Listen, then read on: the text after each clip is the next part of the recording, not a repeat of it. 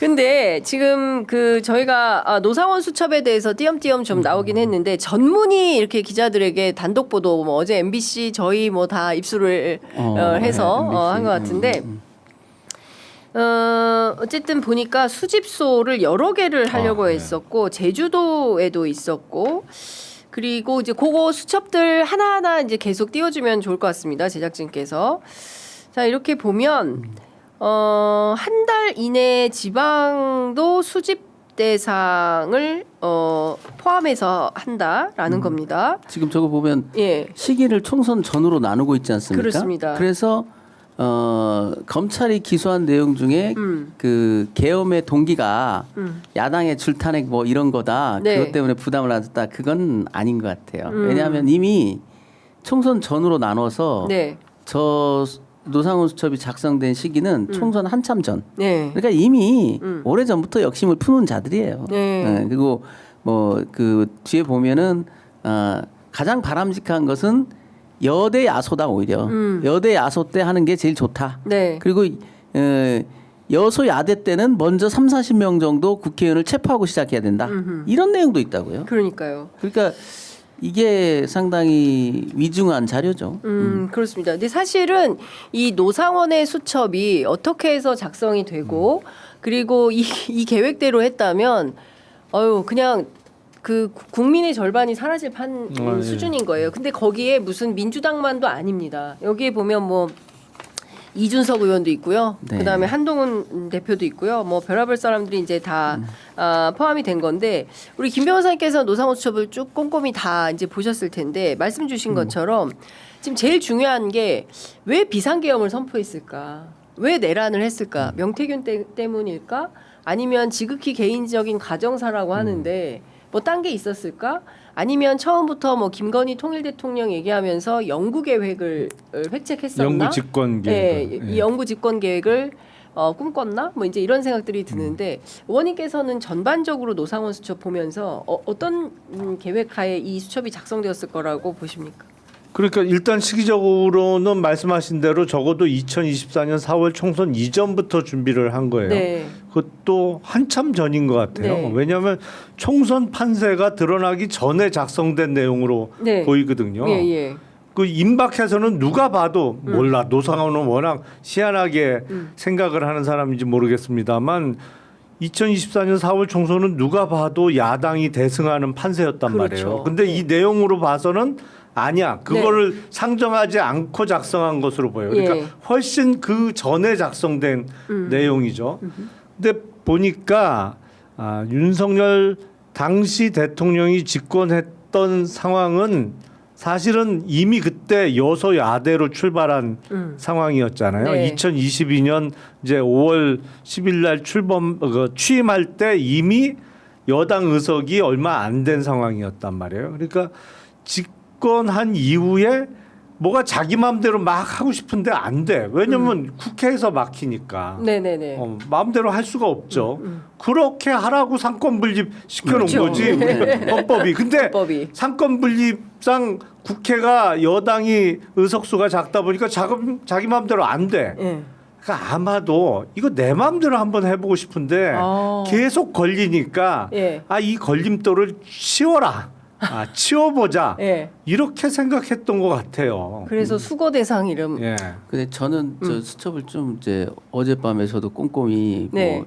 뭐 전달을 받고 이렇게 예. 쭉 봤는데 시기가 훨씬 더 wil다. 뭐냐면 이 노상훈 수첩에서 보고 있는 세상, 네. 이 세상은 우리 헌법을 완전히 갈아엎으려는 거기 보면 이제 제가 제일 충격적이었던 게 뭐냐면 선거제도를 완전히 바꾼다. 그러니까. 국회의원을 반으로 줄인다. 네. 국회의원이 무슨 국가 봉사직으로 만든다.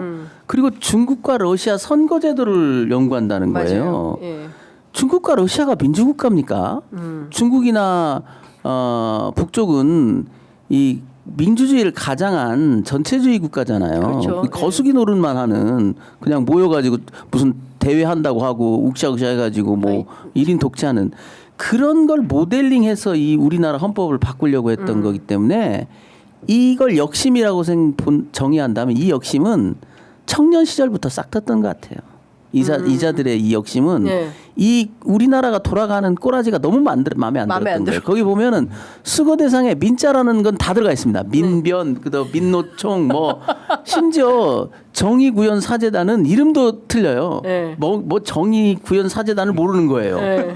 얼마나 이름 무슨- 틀린 거 많아요. 예. 정청래를 정청래라고 써서. 그러니까 이게 어떻게 보면 바른 말을 하는 싫은 말을 하는 사람들에 대한 뼈속 깊숙한 그 분노. 저것들은 그냥 쓸어버려야 돼. 아하. 이런 생각이 오래 전부터 이렇게 예. 이 잉태된 거지. 예. 뭐 대통령이 된 다음에 그래서 해보니까 자꾸 국회에서 걸려. 그거보다 훨씬 전에. 네. 예. 이렇게 돌아가서는 안 된다. 그래서 굳이 말하자면 박정희 대통령이 말했던 한국식 민주주의가 자꾸 떠오른다. 왜 미국식 민주주의만 민주주의냐? 아. 한국식 민주주의를 하자. 그때 그런 논의가 유신헌법이 그런 철학적 배경에서 이렇게 나온 거거든요. 갑자기 중국 특색 사회주의가 생각이 그러니까 저는 그게 놀랍다는 거예요. 네. 중국과 러시아 선거제도를 연구해서 어디다 쓸 건데요? 그러니까. 우리 헌법을 완전히 뜯어 고치겠다는 얘기죠. 네. 입법부를 이제 완전히 형해화 버리고. 네. 그러니까 현재 국회의 구도가 마음에 안 든 게 아니라 국회 자체가 마음에 안 든 거예요. 네. 그래서 지자체에 대해서도 보면은 군수 이상 중앙에서 파견. 이게 박정희 대통령이 갑자기 지자체는 통일 이후에 한다. 이런 말도 안 되는 통일과 지자체가 무슨 관계가 있다고.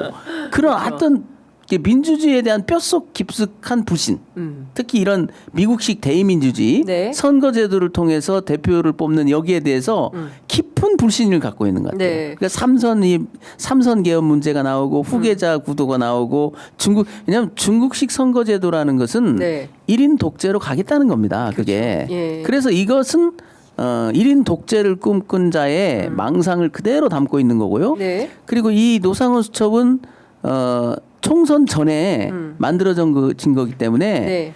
분명히 그 이후의 버전들도 있을 거예요. 그럴 저기 것 보면은 주로 자기들이 전제했던 것은 오히려 여대 야소 이때 이런 계엄을 하면 좋겠다 이런 아이디어가 있거든요. 그렇죠. 여대 야소가 되면 좀 힘들다. 네. 그때는 조기에 국회의원 30-40명 정도를 체포하고 시작해야 된다. 이런 말도 있어요. 그러니까. 그래서 이런 걸 보면 그 조은석 특검이 정확히 짚었다. 뭐냐면 동기가 뭐냐? 네. 이 내란의 동기는 결코 야당의 독주 때문이 아니고 이런 민주정에 대한 뼛속 깊숙한 불신, 예. 자기만의 예. 이런 말하자면 독재자의 그 DNA가 이 사람에게 있는 게 분명하다. 네. 저는 그렇게 봅니다. 그 어제 경향신문에 곽종근 사령관이 예, 인터뷰를 인터뷰. 해가지고 그 내란 특검 처음부터 다시 다 수사를 해야 된다. 그리고 확실하게 지금 말씀하신 대로 이거 영구집권에 대한 계획이 초반부터 있었다. 그래서 지금 검찰 수사는 그냥 놔두고 아예 처음부터 다 수사를 해야 된다. 이제 이런 얘기를 했는데 지금 노상원 수첩 4페이지, 5페이지, 6페이지에 쭉 나와 있는 게 D-Day가 있고 D-1에 미국 협조 얘기가 나와요. 그리고 이제 전 국민으로 할지 선별을 할지 하여튼 출국 금지 조처를 그러니까 국민들 못 나가게 하는 거예요. 근데 이제 이거를 행사라고 칭한 것 같아요. 그러니까 비상계엄을 이제 행사 준비라고 하면서 준비 명령을 내리고 그리고 부의 담화를 하고 그리고 보면 그 여의도를 매복 점령을 하고 네. 그리고 나서 그 봉쇄를 한다. 여의도 그러니까 국회가 주요 타깃이었던 것 같아요. 그래서 봉쇄를 하고 봉쇄 기간은 2주에서 3주. 그러니까 아무도 그러니까 예컨대 그 광주를 딱 봉쇄하듯이 그렇게 하려고 했었던 거 아닌가. 근데 미국이 협조할 리가 있겠습니까? 그렇죠. 그러니까 이거 황당한. 그러니까 이 지능 수준이 매우 낮은 사람들끼리 모여서 지들끼리 막 한 거예요. 택도 없는 소리. 그러니까 미국에 어떻게 협조를 구해요? 미국이 미리 알았으면 막지. 그렇죠. 예. 그날도 제가 직후에 네. 비상계엄 직후에 맞아요. 말씀드린 원님. 적이 예, 있습니다만 맞아요. 평택에서 정말로 출동 준비하고 군장 싸고 올라오려고 했다는 거잖아요. 계엄군을 진압하려고 네. 미군이. 네. 예. 그게 이제 그러니까 12 때 미군이 그런 뼈저리고 반성이 있는 거죠. 미국 예. 입장에서는 그 12.12를 막지 못하고 전두환 군사 반란. 전두환 정권이 들어서는 거에 미국이 어떤 면에서 전혀 그걸 막지 못한 아. 책임에 예. 대해서 반성이 있기 때문에 네. 45년 만에 또 해? 가만 이것들 가만 안 둬. 뭐 이런 게 있는 거니까 예. 뭐 어떻게 협조를 구해요? 미쳤어요. 미국이 쿠데타 사실은, 일으키는데 예, 협조해 주게. 예, 그러니까. 사실은 냉정히 말하면 예. 이 계엄 자체가 미국 그 군령권에 대한 도전이거든요. 한미 연합사 군령권에 대한 도전입니다. 반란입니다. 네. 그들의 그 미국 군내법을 적용할 수도 있을 거예요. 냉정히 말하면 이게 만약에 진압된 다음에 미국이 냉정히 그 자기들 법 집행을 하겠다고 나오면 그런 문제도 생길 수 있어요. 왜냐하면 한미 연합사 체제에서 지금 우리가 군령권을 행사하고 그렇죠. 있는데 예. 합참이 배제된 채 반란이 일어난 거거든요. 예. 그러네. 어쩔 수 없습니다. 군령이라는 관점에서 보면 한미 연합사령관이 구성하는 네. 그 한국과 미국의 연합사 사령관들이 그렇죠. 구성하는 그게 최종 컨트롤 타워거든요. 최고 높은 기관입니다. 그 명을 어기면 다 군령 위반인 거예요. 네. 지금 그 명을 어긴 정도가 아니라 그 명령 체계를 그냥 떼서 날려버렸잖아요. 네. 이건 미국 입장에서도 묵과할 수 없는 매우 위중한 그 반란 행위죠. 아니 그러니까 그 시청자분들의 이해를 위해서 제가 조금 더 예, 설명을 설명을 해주시면. 드리면 네. 우리나라 헌법상 비상계엄은 전시, 사변 또는 이에 준하는 국가 비상 사태에만 선포할 수 있습니다. 네. 그렇게 되면 사실은 비상계엄 선포에는 자동적으로 이게 정말 전쟁 났을 때 선포하는 게 비상계엄이잖아요. 네. 그러면 당연히 군사적 그 단계가 격상되죠. 근데 우리는 우리 군의 평시작전권은 우리 합참에 있습니다만 전시작전권은 한미연합사에 있는 거죠. 네. 그렇기 때문에 사실은 비상계엄이 선포되면 그 정도 상황이라면 전시작전권이 있는 한미연합사에서 부대 이동이나 이거를 지휘할 수 있는 거예요. 그러니까 사실은 앞뒤가 안 맞은 상황이 된 거죠. 왜냐하면 사유가 전혀 없는데 비상계엄을 선포하다 보니까 데프콘이나 이런 거는 안 올라갔어요. 그러니까 사실은 그게 당연히 연동이 돼야 되는 거고 전시에는 작전권이 한미연합사에 있는데 한미연합사와는 일절 상의도 없이 모르게 부대 이동을 막 시켰으니까 네. 이거는 전시 작전권을 갖고 있는 미국의 작전권을 침해했다고도 볼 수 있는 건데 네. 이게 워낙 어이가 없는 비상계엄이라 네. 데프콘하고 비상계엄하고 하나도 맞지도 않았어요. 맞아요. 그러니까. 예.